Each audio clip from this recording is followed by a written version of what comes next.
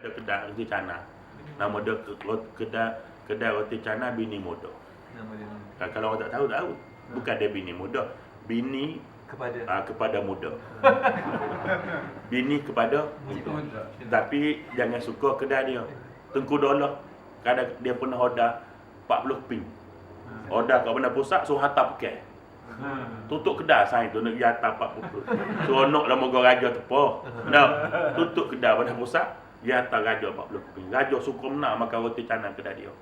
Nama dia pergi Bandar Pusat tanya, mana kedai makan Bini Muda? Dia tunjuk selalu.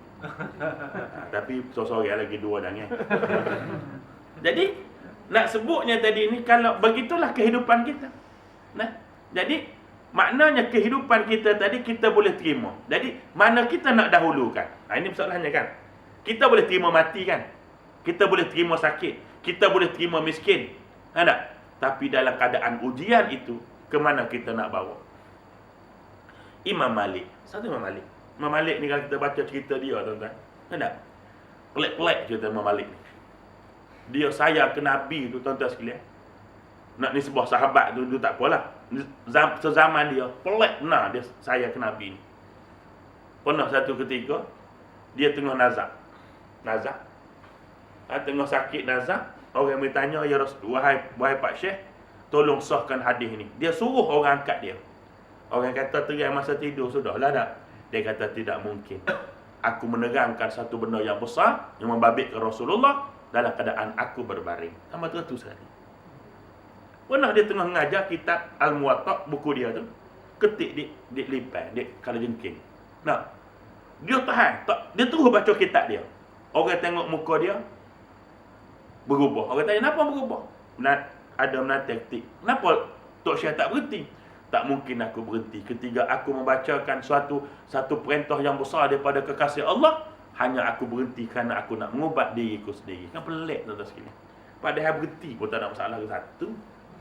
Nah, tapi kecintaan dia tadi. Makna kesakitan dia terima. Tapi jangan sampai kita mengabaikan apa yang lebih utama. Ubay bin Ka'ab. Ini seorang sahabat, nama dia Ubay bin Ka'ab. Dia pergi jumpa Nabi. Bismillahirrahmanirrahim. Dia jumpa Nabi, dia kata, ya Rasulullah, kenapa Tuhan timpakan orang beriman dengan sakit? Sebab apa? Nabi kata, sebab Allah nak ampunkan dosa dia. Walaupun sakit sikit, ya, walaupun hanya sekadar dicucuk duri, atau lebih ringan daripada cucuk duri. Maka dia pun angkat tangan. Depan Nabi angkat tangan. Ya Allah, tolong bagi aku demam. Tolong bagi demam. Tak pelik tuan-tuan sekalian.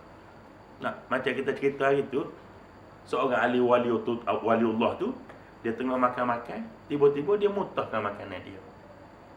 Orang tanya sebab apa makan? Tadi ketika aku lapar, aku makan. Bila aku kenyang, aku kata, aku kenyang sebab makanan ni. Aku telah syirik, lalu aku muntahkan balik. Aku tak mau syirik pada Allah. Lalu dia doa supaya dia tidak dilaparkan oleh Allah. Allah makbul doa dia. 40 hari baru sekali makan. Kita sehari 40 kali makan. Nah, tu. Jadi baca cerita orang soleh pelik-pelik kita dah. Tapi itu jangan pelik lah. Memang orang kalau dah cinta ke Tuhan tu begitulah. Macam kita cinta ke orang ada tak? Oh, macam-macam lautan, api, perenang. Ada di sana? Oh. Laut Cina Selatan memboleh begini berang. Tak. Kutik lu bintang-bintang bungkus nak buat hari hadiah hari jadi. Kan pelik-pelik bunyi kecek tu dah tu dah. Oh, ke Antartika pun tak pergi, ke Ethiopia pun tak apa, kata hibiscus endang. Jadi makna jadi orang ni gila dengan Tuhan, sayang dengan Tuhan, jadi macam itulah. Jadi Imam Malik ni tuan-tuan sekalian. Sampai tu waktu dia Ubay bin Ka'ab tadi doa supaya demam. Tapi aku minta padamu wahai Allah, kalaupun aku demam, jangan menghalangkan aku buat 3 perkara. Anda mahu? Dia nak demam, tapi dia kata jangan dia terlupa mencari keutamaan. Pertama, demam aku jangan sampai aku tak boleh menyahut panggilan jihad kalau aku diseru kepadanya. Tengok demam, orang jihad, biar aku boleh pergi walaupun demam. Yang kedua, jangan kalau ketika aku demam ini, jangan sampai aku tak boleh pergi haji bila musim haji. Aku demam, tapi bila musim haji, bagi aku kedekat nak pergi. Walaupun aku demam. Dia boleh terima demam. Tapi dia tak nak melupakan keutamaan. Yang ketiga, walaupun aku demam, jangan sampai aku tidak boleh solat berjamaah. Maknanya tuan-tuan, jihad, haji, solat jemaah ni diletakkan oleh Ka'ab, Ubay bin Ka'ab sebaris.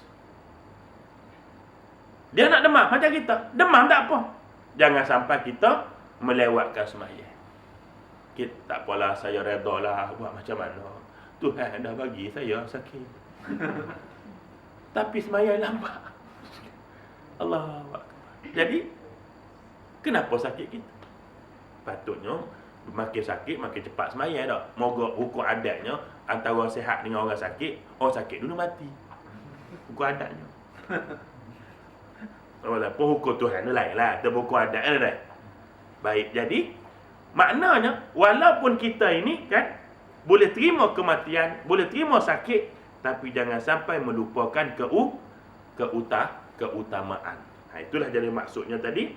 Mana Isyak itu bersifat, maknanya dia tak ada masalah apa, cuma jangan abaikan keutamaan.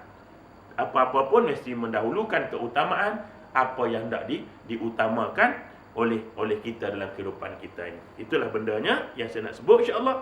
Kita sambung pada waktu lain. Insya-Allah dah. Tak ada panjang mana, walaupun 4 bulan tak mengaji tak ada panjang. Pada dah. Nak 4 bulan tu tak ngaji tetap sama tak boleh panjang. Jadi tak ngaji biar lama, tapi ngaji biar pendek. Jadi jazakumullah khairan katsira, atas mudah-mudahan tuan-tuan sekalian sebagai pesanan untuk diri kita dan yang lain, jangan tak ada masa dengan Allah, nanti Allah tak ada masa dengan kita. Segeralah menyahut panggilan Allah masa Allah panggil, supaya bila besok kita panggil Allah, Allah akan datang lebih cepat daripada panggilan kita. Allah panggil, kita pergi. Nak cepat kita pergi. Bila kita panggil Allah besok ni, istilah panggil Allah lah, Allah akan datang lebih cepat daripada panggilan kita. Sebab Allah Ta'ala ni, dia sayang ke kita ni lebih daripada apa yang kita sangka. Itu mudah-mudahan. Jadi wabillahi taufiq wal hidayah. Wassalamualaikum warahmatullahi wabarakatuh. A'udzubillahi minasyaitonir rajim. Bismillahirrahmanirrahim. Alhamdulillahirabbil alamin wassalatu wassalamu ala rasulil amin sayyidina Muhammad wa ala alihi washabbihi ajma'in. Ya Allah ya Tuhan kami, hindarilah kami dari hati yang tidak khusyuk, ilmu yang tidak manfaat, amal yang tidak Kau angkat, dan doa yang tidak Kau terima ya Arhamar Rahimin. Ya Allah ya Tuhan kami, jadilah perhimpunan kami pada malam ini perhimpunan Kau rahmati, dan perpisahan kami selepas ini perpisahan dengan rahmat dan kasih sayang-Mu ya Arhamar Rahimin. Ya Allah ya Tuhan kami, ampunilah dosa-dosa kami ya Allah. Dosa kedua bapa kami ya Allah. Dosa anak-anak kami ya Allah. Dosa suami-suami kami ya Allah. Dosa isteri-isteri kami ya Allah. Dosa seluruh orang beriman di kalangan kami, sama ada yang masih hidup atau yang telah menghadap-Mu ya Arhamar Rahimin. Rabbana atina fid dunya hasanah wa fil akhirati hasanatan wa qina azabannar. Sallallahu ala sayyidina Muhammad wa ala alihi wa sahbihi ajma'in. Walhamdulillahirabbil alamin. Taqabbalallahu minkum.